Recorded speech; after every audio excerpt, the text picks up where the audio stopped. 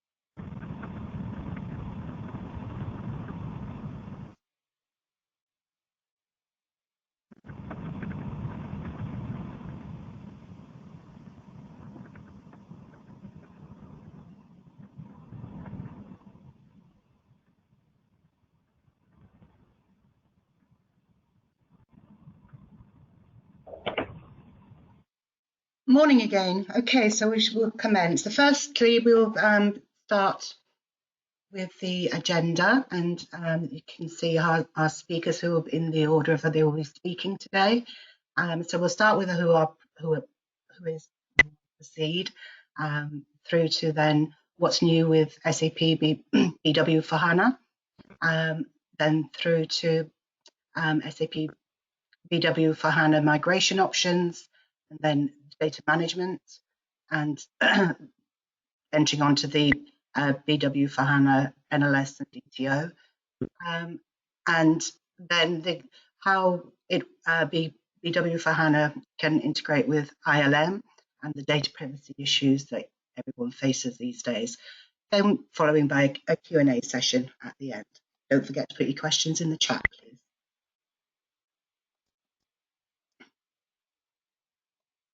Okay, so start with who Proceed Group are. We are, with 20 years experience, we specialise, and that is what we do, is in SAP data management, from ECC up through to HANA, BW and S4HANA. With over 600 customers worldwide, and we have presence globally in 7 countries, including Africa. We're partners with SAP, we're a gold partner, and open text for unstructured data and archiving solutions with them, and partner with other SIs for the cloud, etc. Microsoft, Dell, VirtuStream part of Dell. Yes, so that's us in a nutshell. Here are a list of some of our companies. You may know them, may not. There are many covering many sectors, practically all sectors. Everyone needs to manage their data at some stage. If I could hand over now to Malebona, and she will take you through what's new. Thank you, Malebona. Thank you, Michelle. Please, can you give me remote control rights? You just click and take it.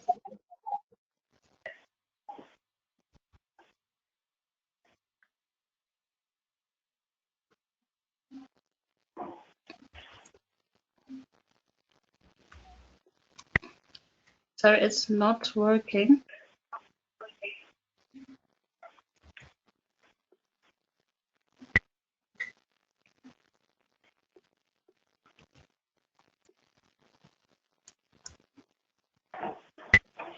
Michelle? Okay, oh, there we go. Yeah, you'd be ticked. It was working. Now it's fine. Apologies. Okay.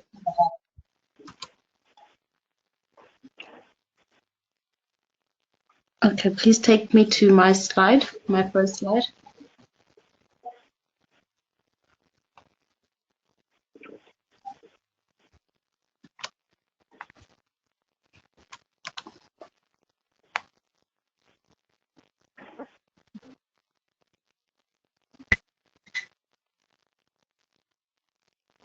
So are you opening my slide?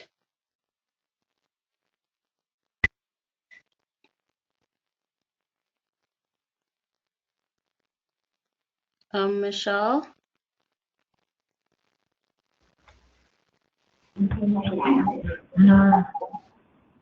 Okay, you have keyboard rights. You can go through your slides. Okay, it's not showing my slide and I see you're clicking.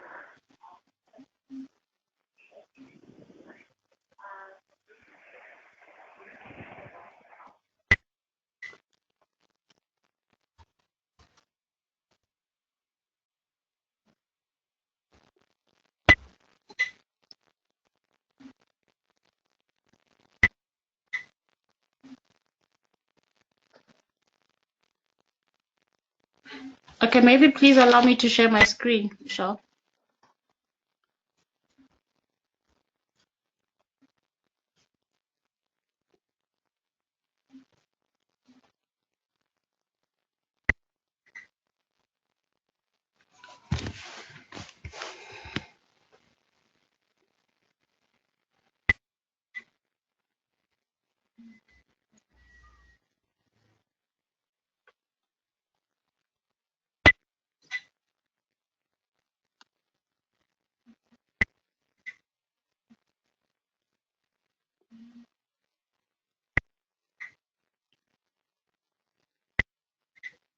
Are you sharing your screen?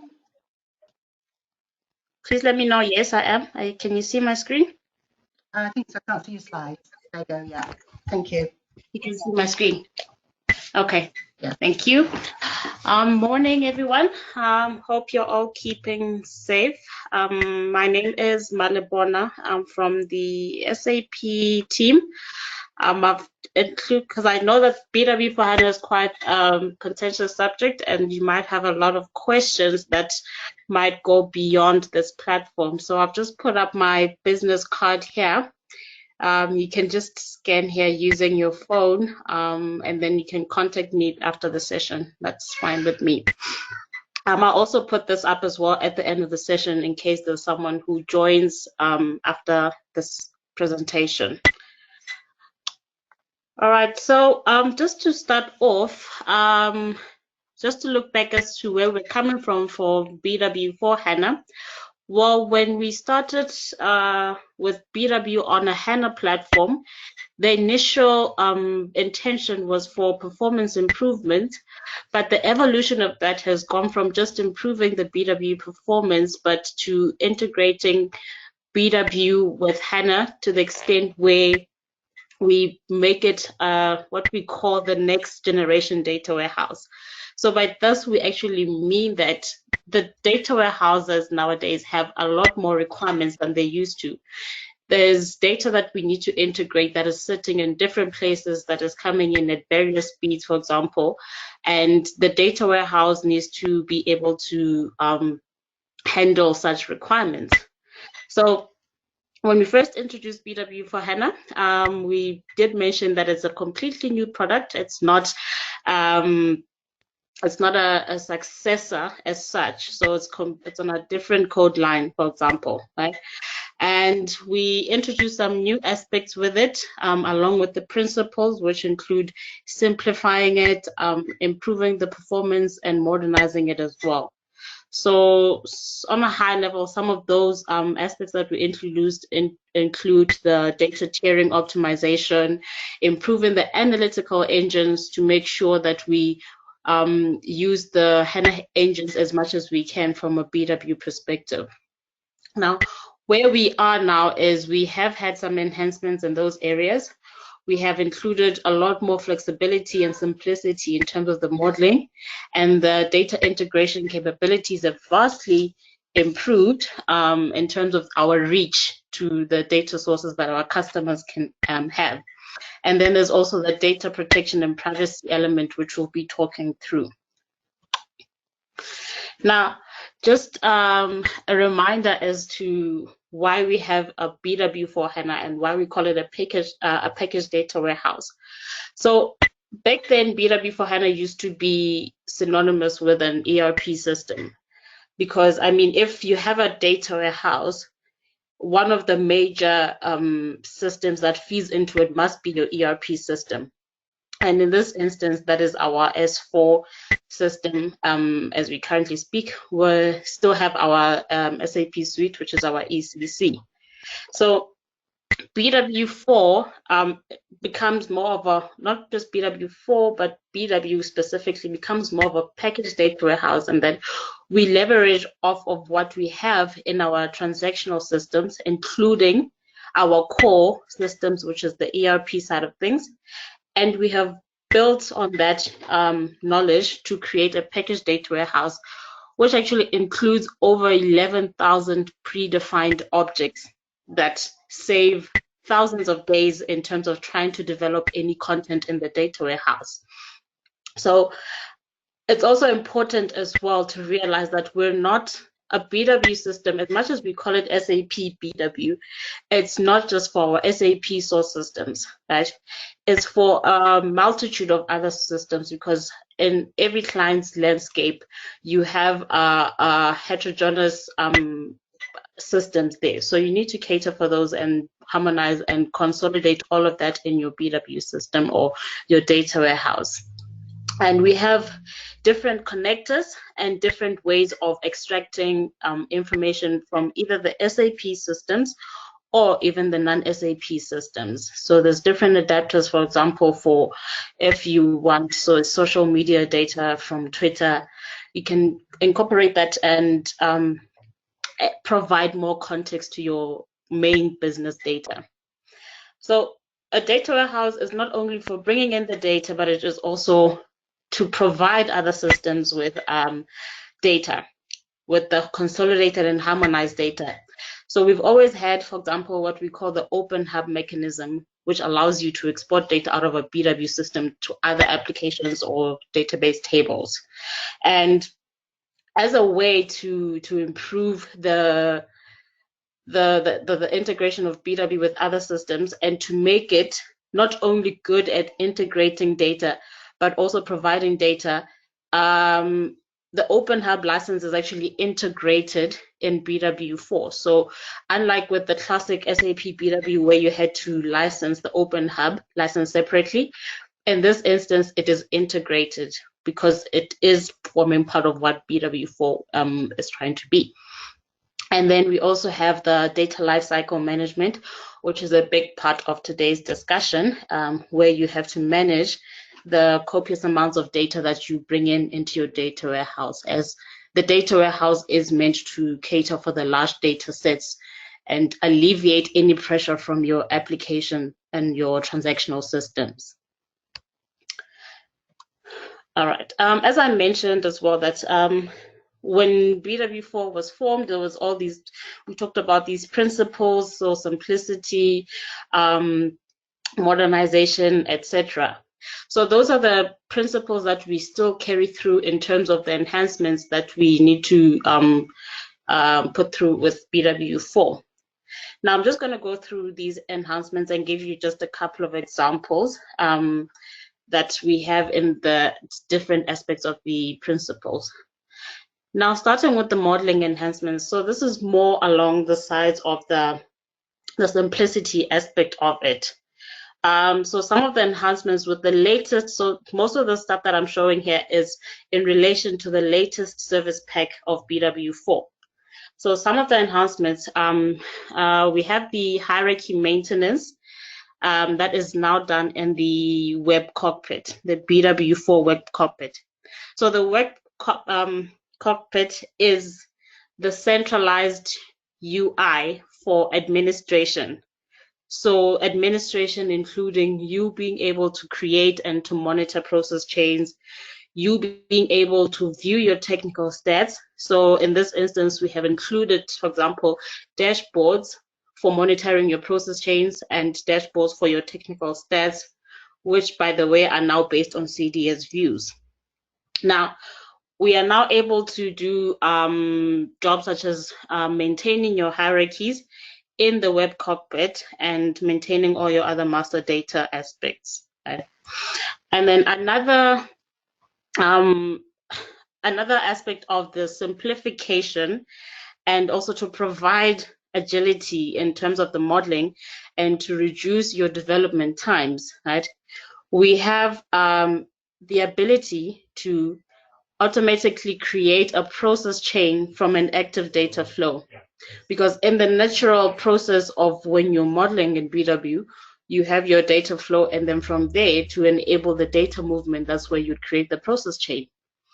So this actually accelerates in terms of your development times and gives you a basis to start on, because you can change, because it's not a one size fits all for everything.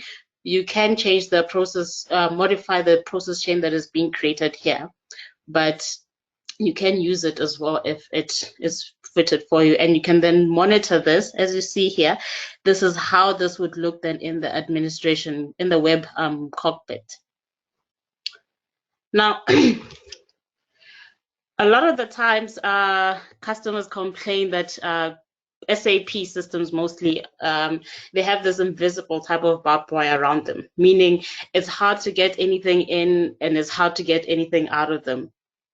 So that's where I mentioned that in terms of the data integration aspect, we are making it easy to integrate the data, and we are also expanding the scope in terms of what data you can integrate into the system.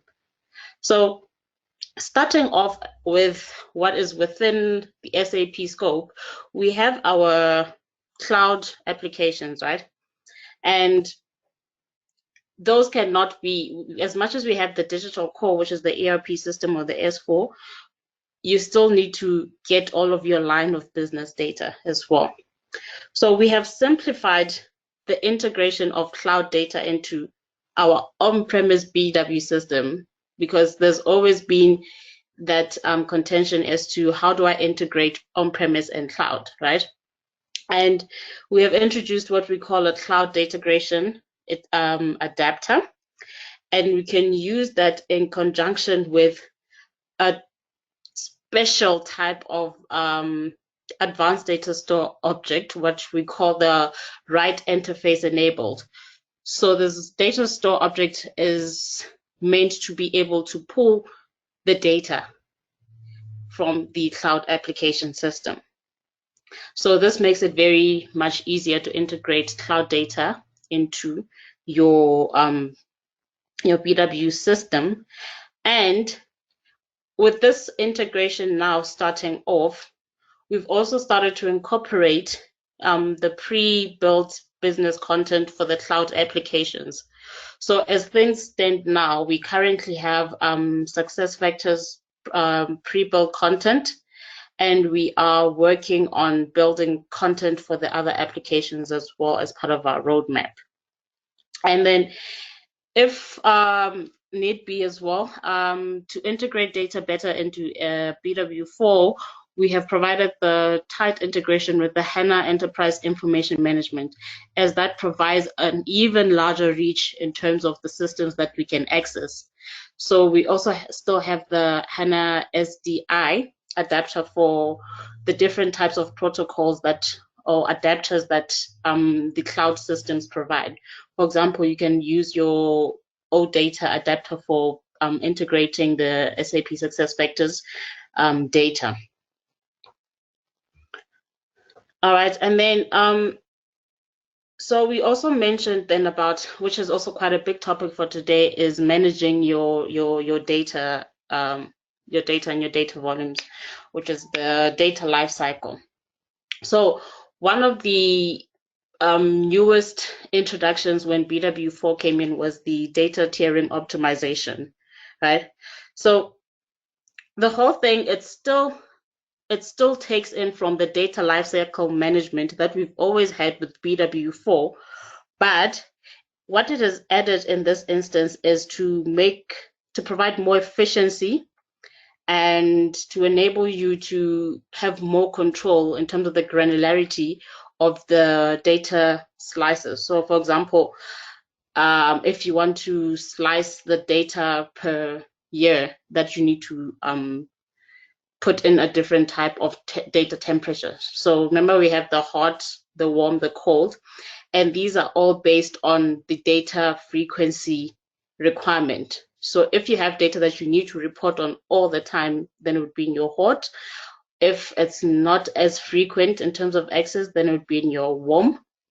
But if it's data that you don't deem to require updates, then that would be in your cold store. And I think Mocha will actually go into details in terms of the data tiering optimization. But what we have in terms of updates is that the cold store is usually required, is usually thought of as a read-only store, meaning that once you put it there, you don't do anything to it. But unfortunately, there are those exceptional cases where you still need to update your cold store data. So as part of the enhancements that we have is being able to update the cold data store without having to reload the data into BW, into your HANA, and then effecting the updates and then putting it back into cold storage. Now, when we talk of warm data storage in BW4, a lot of the times we talk of the HANA extension nodes. But we've also have an enhancement in terms of providing with more options on how to manage your warm data storage. And this is called the native storage extension. So this being a native storage extension is that unlike with extension nodes where we'll have a different HANA node, this one is effected within a single HANA node. So it doesn't necessarily replace, but it complements, and this is best in terms of those applications that are specifically that are created on HANA specifically. So it's a complementary warm storage methodology for BW4. And then also another topic for today is how we deal with the challenge of personal data being increasingly protected by laws. So BW4 as a platform, which is a data platform, mind you, needs to offer the capabilities for one to be able to protect data and to ensure that privacy is effected. Now, with ILM being the tool to support the data protection and privacy compliance, BW4 is tightly integrated with ILM in terms of the notification framework, and also being able to identify the info providers that have personal data for processes such as, for example, selective deletion. But I think Anna will go into detail about that. But what we've recently included from a BW4 perspective is being able to incorporate notifications from S4 Cloud as well, because we were sitting on ERP in terms of ECC and just S4 on-prem, but we've recently included S4 Cloud in terms of the notifications. And then last but not least, we have the question of conversion. So when we first introduced BW4, I'm sure some people on the call are familiar with those slides where we had a couple of paths, migration paths. So essentially what those migration paths come to is actually 2 migration paths. So I'm saying this because the first path, which we call the 2-step conversion, is what is suitable, for example, for a customer that is on BW on HANA. And it becomes a 2-step conversion if a customer is on BW on any database. And then the other path, which is the direct conversion, this is for the customer that is on a BW on any database, and they can directly go to a BW for HANA. So I'm just going to describe on a high level how these 2 operate. Oh, sorry, before I forget, then the other path, which is not more of a conversion, is a greenfield, is a complete greenfield, where you decide not to move anything, you decide not to convert anything, you decide just to start everything from scratch without any history, right? So the first path, which is the 2-step conversion, is that the first major step is that you have your BW on any database, you have to get it onto a BW on HANA to do what we call the in-place type of conversion. So what this in-place type of conversion means is that within your BW system, you convert your objects, your BW objects, into BW4 compatible. And I also want to make note that there's a difference between HANA optimized and BW4 compatible. A lot of customers, for example, who are already on BW on HANA have probably already converted their objects to to HANA optimized, because what HANA optimized does is it changes, for example, how your tables in your schema are arranged, right? So that is one thing, but then you still need to convert to the BW4 compatible. Like, for example, you can have an info cube that is HANA optimized, but that is not BW4 compatible. BW4 compatible would mean that you're changing it to an ADSO, an advanced data store object. So within the in-place, then you'll be doing all of that within your BW4 system, doing it throughout all of your tiers. So for example, you're starting off from your dev, you're collecting all the objects that you need to convert. And this is usually done to make it doable. It's done so you select scopes. You don't just convert everything all at once. So you select scopes, you transfer them, you convert them, and you repeat the process until the whole BW has BW4 compatible objects. Only then you can effect the conversion into a BW for HANA. Now, with the direct conversion, this means that a BW on any database. So you can be running your BW system as normal, and then you fire up an instance of a new BW. So this would be your BW4 HANA, right? And what you do, same way as you selected the scopes in the other method that I mentioned, you select the scopes that you convert into the BW4 HANA. So what that does is you look at your BW system as it runs currently. You check, what is it that I need to move through? Yes, you can move everything, but we also used to call it the carve out, because it means that you select the scenarios that you want to move to BW4 HANA. Now they both have their challenges, they both have their advantages. For example, the challenge with the two-step one would be that you would have to face quite a bit of downtime because you're working within your productive system. With the direct, you don't have to face much downtime because you're running the systems in parallel, right?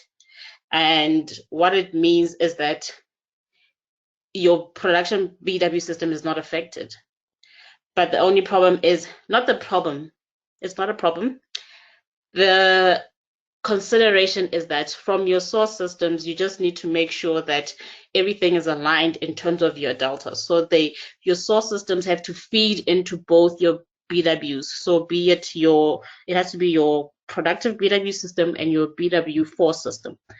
But there's also a way of, if you don't want to do that, there is also a way to do this direct conversion without data.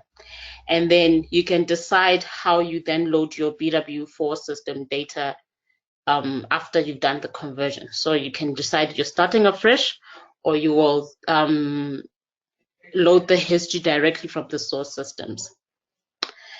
Okay, this is a very lengthy topic, and as I mentioned, that if there's any questions in regards to anything that I've talked about today, please do feel free to contact me and we can just get into more details in terms of any of the aspects. Thank you.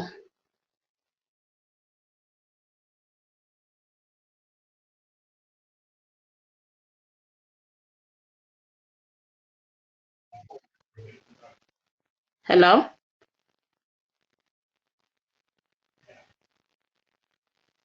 Hello? We can hear you. Thank you, Malibone. Oh, sorry. Yes, I'm done. Thank you. Let me just stop sharing my screen. Okay, now over to Muko.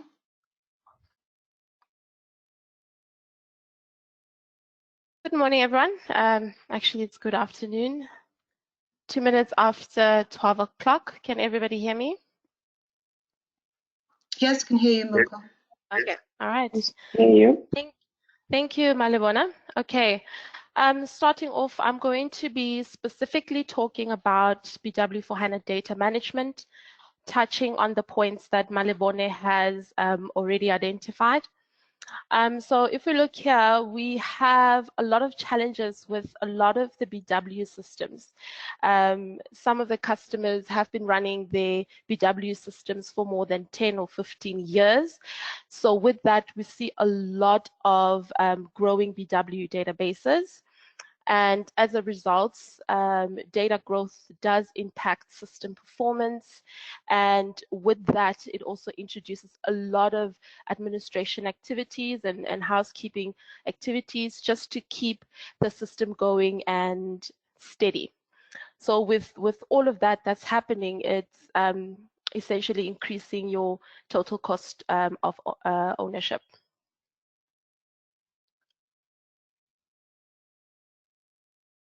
Okay, let's go to the second slide.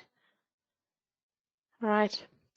So typical causes of data growth in BW, as some of you might know, PSA tables, that's one of the fastest growing areas in BW.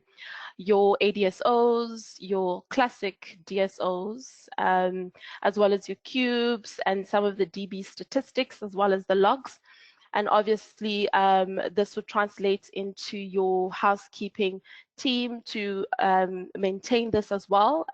This also includes automating it through process chains to remove some of the high intense activities.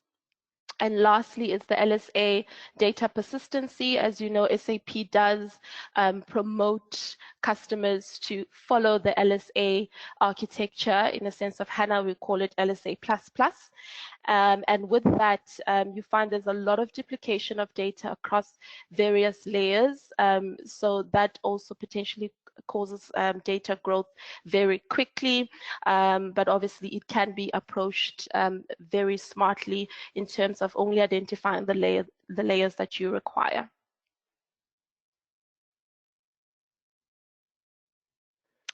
move to the next slide.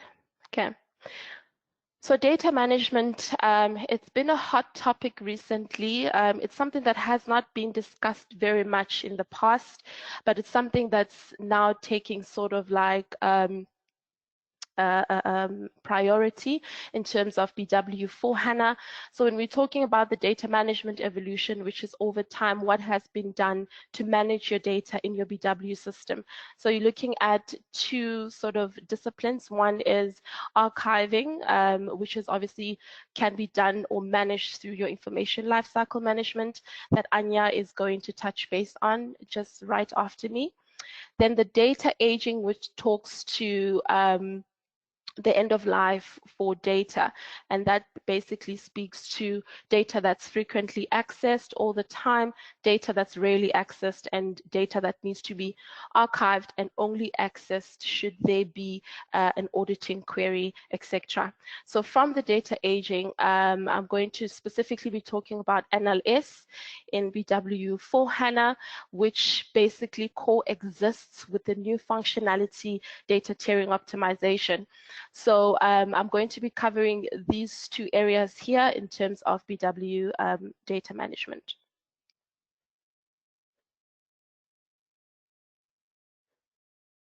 Okay, let's move to the next slide. Okay. Benefits of data management. Obviously, with data management, you are able to reduce your data footprint within your BW data warehouse, and that obviously will result in a smaller HANA appliance should you wish to migrate to BW4HANA, and that will in turn relate to a massive cost savings. Those are one of the things that we need to look at when we are planning migration is how big is your data, because that will obviously impact the size of your HANA appliance. And one of the other benefits is obviously storage costs for archive data. That is actually less than your regular storage that you have on your online database, as well as leaner systems which will make migration to cloud or new BW4HANA easier and faster. And lastly, increase system performance, so you don't have to worry about your process chains running for a very long time, as well as the query run times will be significantly reduced. Okay, so those are the benefits of data management. Okay, moving on. So what you see typically here is obviously the data aging strategies. In BW4HANA, we no longer sort of refer to NLS, it's more data tiering optimization.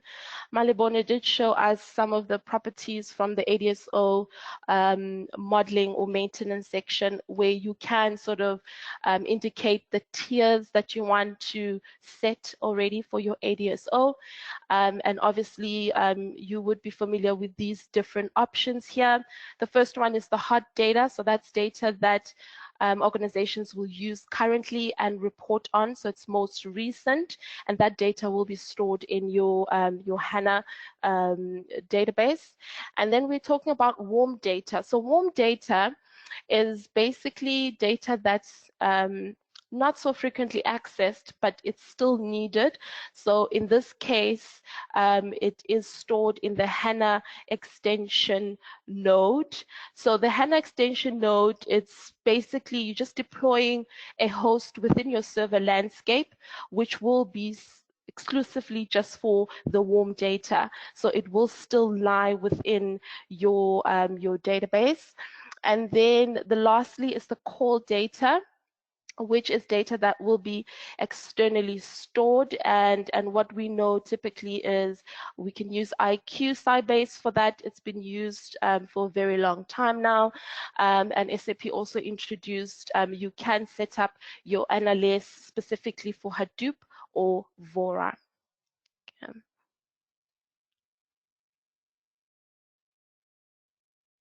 Okay. Now with NLS, when it comes to BW4HANA, as I've said previously, both of the functionalities coexist, and the reason being NLS is still existing for the purpose of those customers that used NLS previously, and particularly for BW4HANA, it's only used for the cold store. and IQ is obviously used for the cold store. You can still create your data archiving processes with this as well. And data in NLS can be read directly using queries without having to be reloaded. And another new feature that's added on is data is accessed in the IQ nearline storage via the new source system type connection HANA Smart Data Access, which is specifically for all the relational database management systems. And lastly, this is particularly on your advanced data store objects. You can store this data using a data archiving process, and obviously storing that data will reduce the your data volumes of your info providers, but the data will still be available for reporting. And lastly, in the past, you always have to, if you want to access data from your cold store, you almost have to reload data back into BW using DTPs. Now you do not have to load the data back into the BW4HANA system, as you can access it directly.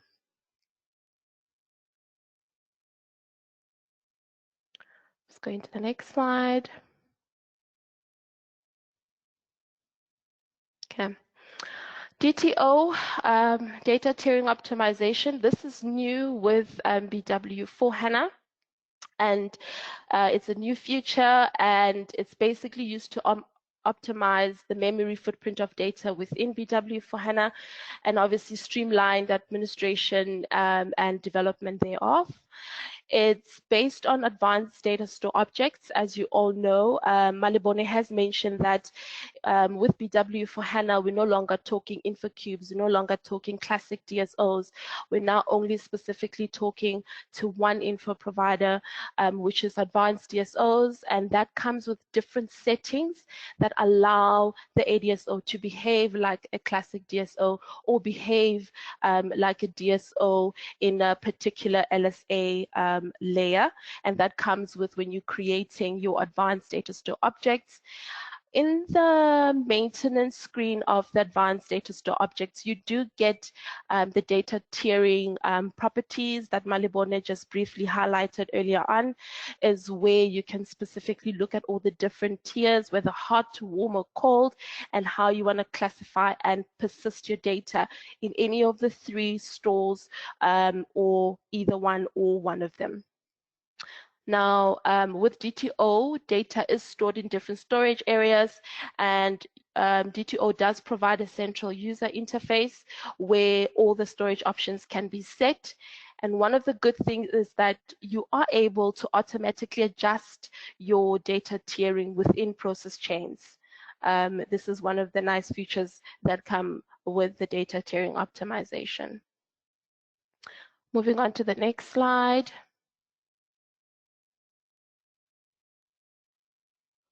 Okay. So what you see here is basically the new BW4HANA cockpit. So all the maintenance that needs to be done, whether you're maintaining your advanced DSOs or whether you want to maintain your process chains, this is sort of like the new view that we're going to be dealing with in BW4HANA.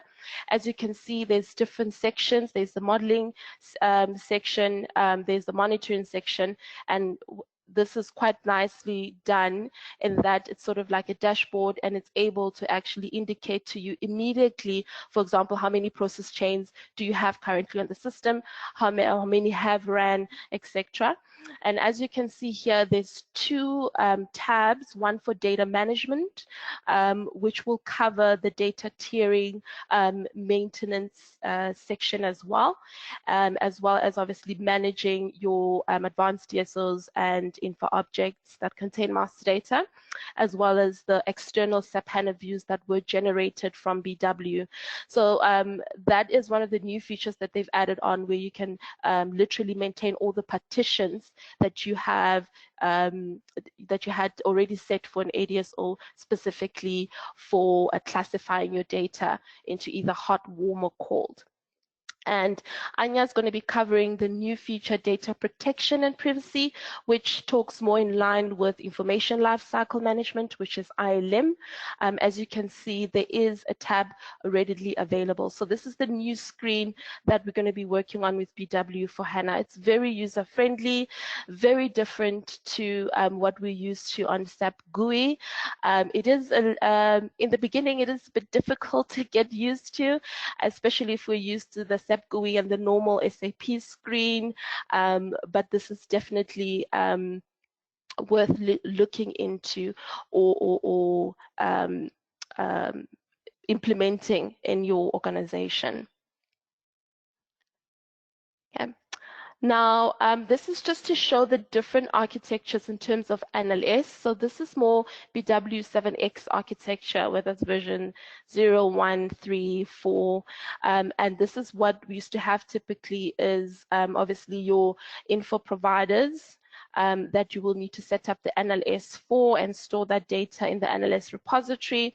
And obviously with that, if you obviously needed to access the data, you could do that either through multi-provider or maybe a composite provider in order for you to access that information. So this used to be sort of like what we used to know from the BW version prior BW4HANA.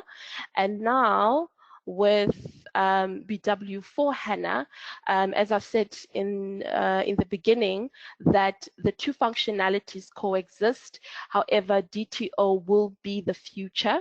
And as you can see here, you have your ADSO that you've already set up the data tiering options to hot and warm, and already set your partitions.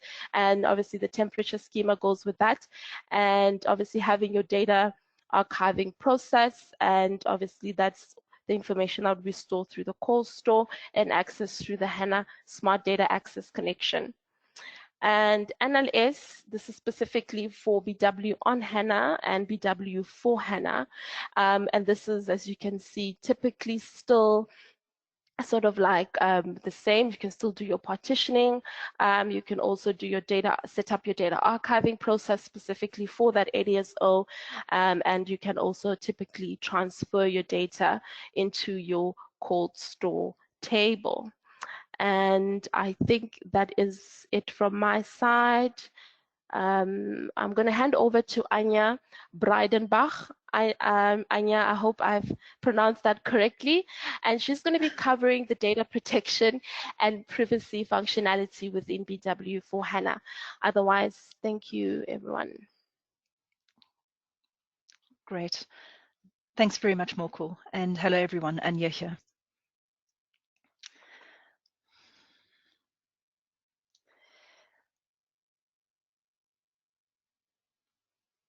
Just jumping ahead a little bit here, sorry.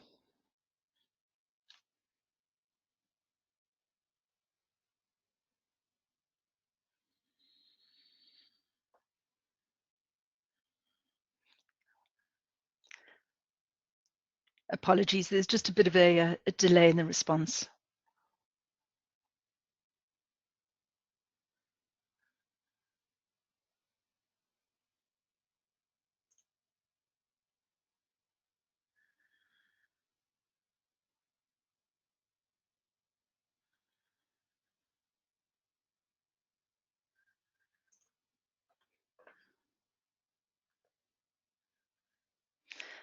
Great, there we go.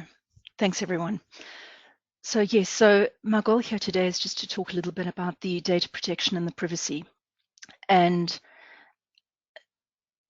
obviously personal data, and this is the situation that we face today, personal data is increasingly being protected by laws. So in the EU, we have the General Data Protection Regulation. In South Africa, we have the POPI Act, which is the Protection of Personal Information Act of 2013. So that actually predates the GDPR. So SAP ILM, SAP ILM stands for Information Lifecycle Management. So it is an add-on, SAP standard add-on, and it allows you to manage your data, all of your data, but of course in this context, especially personal data in your ERP system by applying different retention periods and selection criteria. So you can actually configure ILM on the ERP side to say, delete personal data within finance or personal data within HR, for example, address data or salary data of leavers. You can apply different retention periods for those types of data in ERP. Now, that is really fantastic, of course, and necessary because of these compliance regulations. However, the challenge that has faced us is, what about the data that is replicated to BW, and how do you manage that data, and how do you ensure compliance on the BW side? And you can see that up to recently, BW was not necessarily informed when data was deleted from the source system using ILM.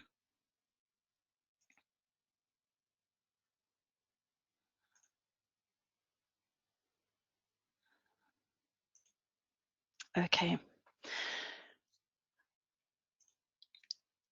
So I think, if you may just indulge me as well, personal data, because I think sometimes there's also a little bit of or not enough clarity as to what is personal data, what is considered personal data on an SAP system.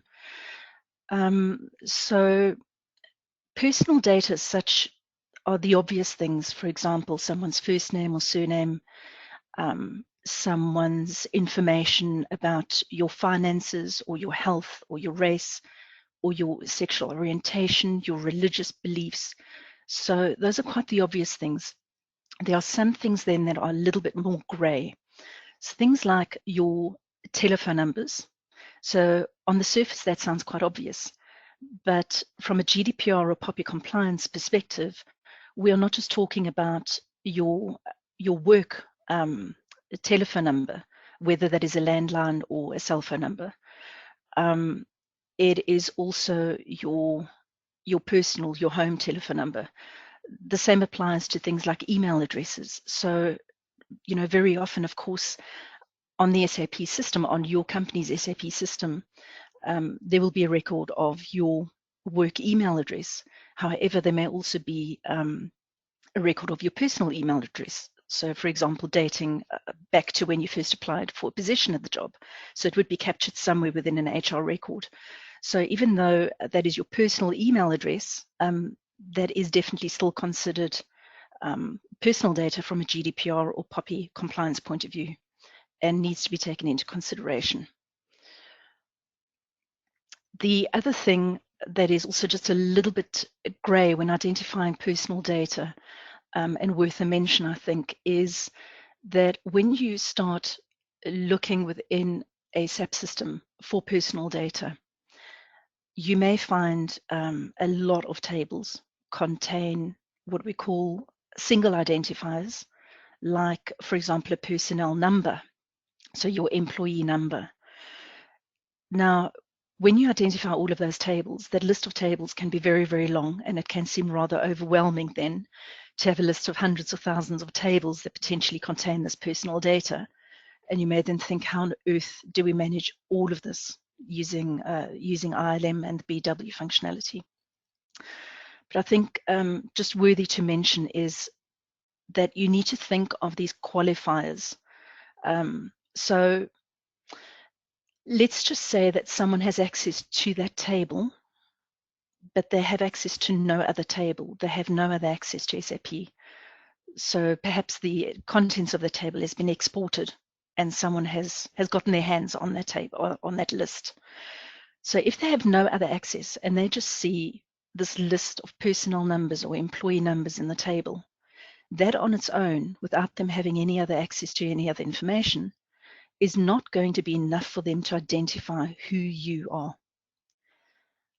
And so you can safely exclude that from a GDPR compliance perspective. Okay.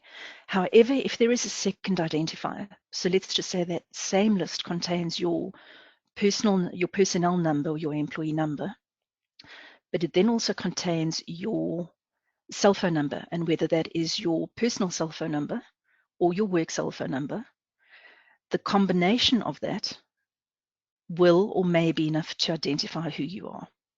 And that is when that group or that combination of personal data then becomes a compliance issue that you need to manage.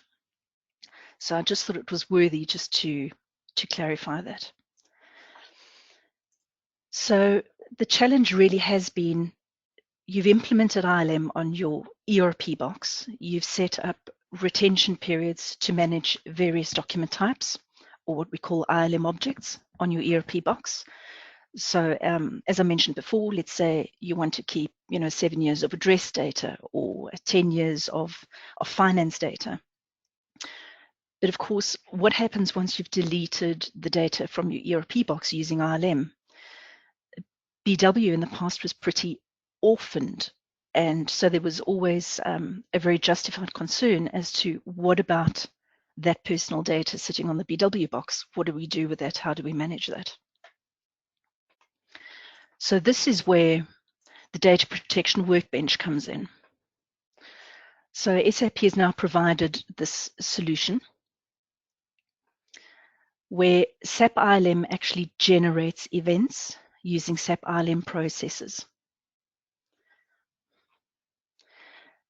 What it allows you to do is, let's just say that you have set up a SAP ILM object, for example, a sales order, on your ERP box.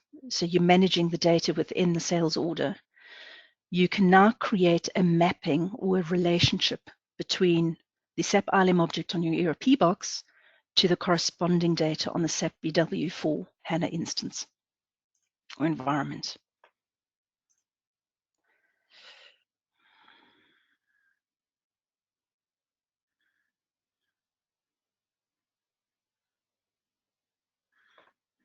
Sorry, there is certainly quite a delay from my side. It's just jumping back here. It's not behaving itself. Just one moment, please. There we go. Okay, so the solution. So you can see that the second point, so the SAP ILM mapping of SAP ILM object. So you've got the sales orders on your ERP side. So in the past, you would delete data from the sales orders from your ERP side using the ILM, but then on the BW side, that data perhaps was replicated, but then would sit there, be orphaned as such in a way, and the compliance issue would still remain on the BW side. So the data protection workbench, what this now offers, this solution, is that once you've set up the configuration and the mapping between the document types or the ILM objects on your ERP side, and you've created that mapping, that relationship between the data on your ERP side and the corresponding data on your BW side, whenever you then use SAP ILM to delete data on the ERP side, it will generate a notification to be sent to the BW side. Okay. The grouping of these notifications are put into work lists according to subject matters to orchestrate the deletion process. What this means is also that there are additional authorizations, of course. So, because if you have a finance user, of course, the finance user should only be getting notifications relevant to his or her own finance data. So you can group those notifications according to the end user's business access as such. All right. You can see also that the data protection workbench offers documentation and logs for auditing. That's extremely important. And the benefit, of course, is that there's an integrated solution now to consistently delete replicated data from supported operational SAP source systems, so your ERP systems, to reduce the administrative effort. And of course, as you know, especially when it comes to compliance, you always want to be putting tools in place, setting up automation as much as possible.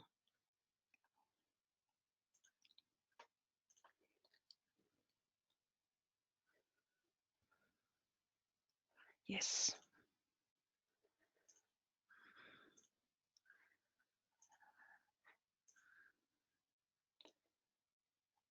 So I'm just moving to the next slide. if, there we go.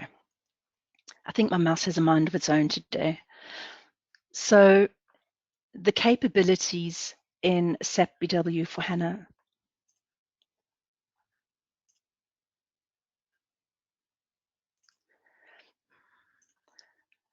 You can see that it offers the read access logging. Now the read access logging is very often can be considered a two-edged sword in a way. Read access logging, it serves to protect personal data, but then at the same time it also generates personal data. And so it is pretty undisputed that you need to log these changes. However, the data that it generates needs to also be managed.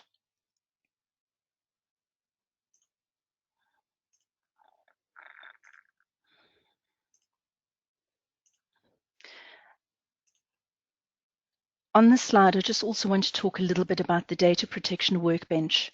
So Muka showed a nice slide on that in her presentation.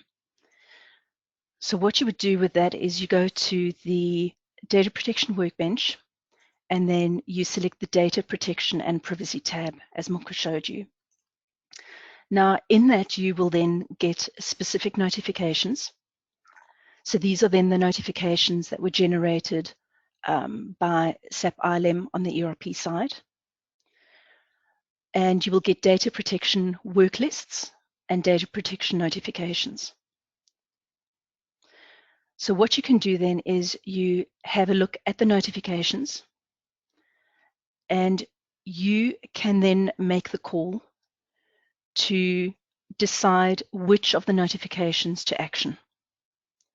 So you can choose from those notifications to not delete some of the corresponding data in BW, or perhaps you want to delete them at a later date or at a later time. You can make that call. You can manage that completely on the BW side. And what you need to do with that is you go into the notifications, and then you have to create a new work list. And then within the work list, you define or you specify which actions you want to complete and which you perhaps want to ignore for the time being.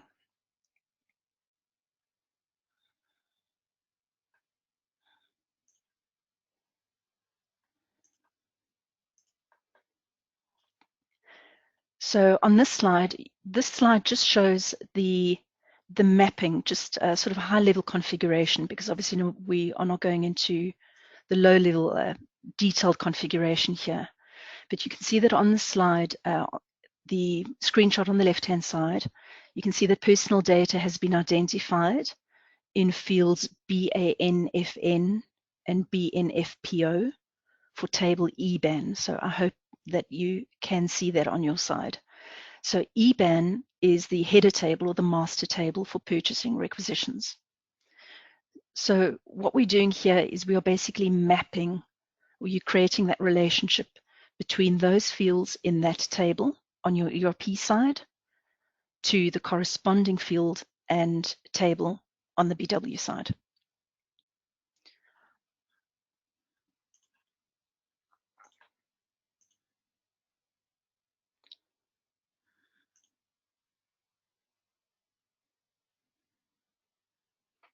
Okay.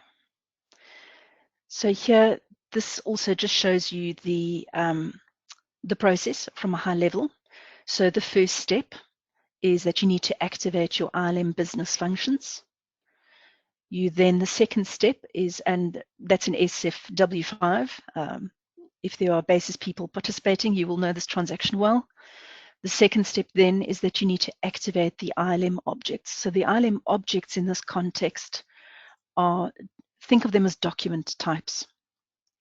Okay, and you can see in the screenshot for the second step, PA travel, which is travel data, PLM_ord, which is for audit management, transaction data, etc. So in our example on the previous screens, we were mapping the personal data in the purchasing requisitions. And then the third step is that you can then check the notification key. So you can see that in that screenshot under point 3, or the third step, it's again just referring back to those fields and tables that we mentioned previously for purchasing requisitions. And then the fourth step is you also have the option to maintain an exclusion list. This basically means that for some data, you may just not necessarily want to receive notifications. So there could be personal data sitting in technical tables, for example, which will be managed and needs to be managed on the BW side, but you may not necessarily, as an end user, want to be seeing notifications about that.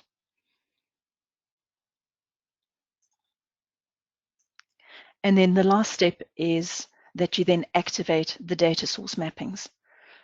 And then that, of course, then activates that relationship or that mapping between, in this example, the personal data in the purchasing requisitions on your SAP ERP side and the corresponding data sitting on the BW side. So whenever you then run a deletion job on your SAP ERP side using EIM to delete, say, personal data within the purchasing requisitions, that then generates that notification to go to the BW side. You then go to your cockpit. You go to the tab, the data privacy tab.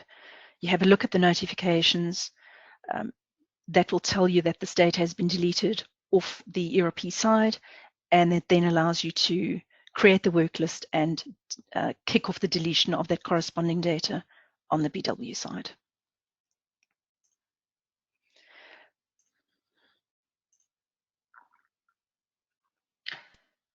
Anya, we have a question, which is in reference to this slide, so I thought I'd ask now. It says exclusion is data source or field specific? Data source. Thank you.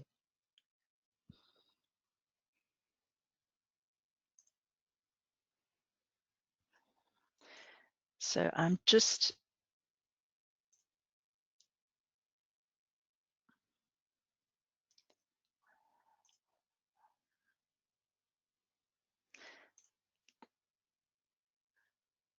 not liking this. There we go. So this is just the last slide, and this is just for additional information. So again, because the notifications, I think, is quite important, or people tend to be rather curious as to what information is contained in these notifications. And so this just gives you the list of the typical information that is in these notifications. So of course it mentions the source system, so that would be ERP. It would give you details on the data provider, the data protection mode, and so on and so on. And of course, crucially also the timestamps. Okay. So that is all from my side. I hope this has been useful. And if there are any questions, please ask. Thank you, Anya. We will now go into the Q&A time. So if you've got any questions, please do ask them in chat, and we will get our experts to answer them. We've got a couple at the moment. So the first one is, we do a lot of housekeeping in BW, but we still find data growth percentage is not dropping as per the report, specifically in DSO. Can you advise on that?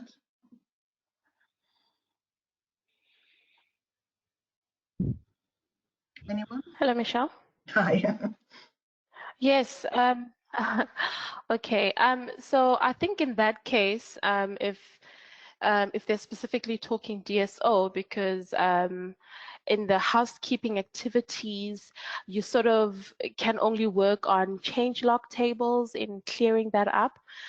So I think if that's not working, then you could find the culprit in the active table, which will translate to them potentially archiving their data, because you can't simply just delete data from the active table. So I think in that sense, they will need to look into archiving or just moving data into a cold store or warm store. Thanks, Nicole.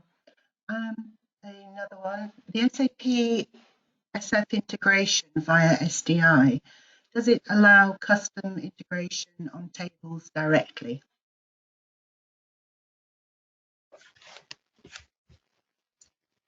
Okay. Oh, sorry, yes. I know you can continue, Malibone. I was just going to ask, in what context are they asking this question? Yes. Yeah, I also wanted to find out if the question is that are you restricted to using via the content data sources, or can you just go to SuccessFactors without having to go through? So you can create your own data sources. Is that the question?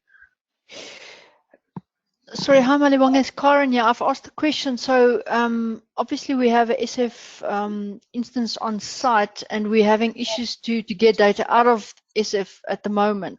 So my question is really, if let's say business identify a specific area within SF like LMS to get data out, is it possible for us to create our own custom extracted data source on SF to get the data out, or do you have to play in the field of what SAP allows you? So by what SAP allows, you mean the content extractors? Correct. Okay. I'll have to check that for you because I'm not sure which tables you can access via the OData. If SuccessFactors allows you to access anything via the OData data in SDI, I will check that for you and get back to you. I think I have your email, so I'll send that to you. Thank you so much. Okay. Thank you. Just one more question. Has anyone done a cost estimate on using SAP IQ versus Loop?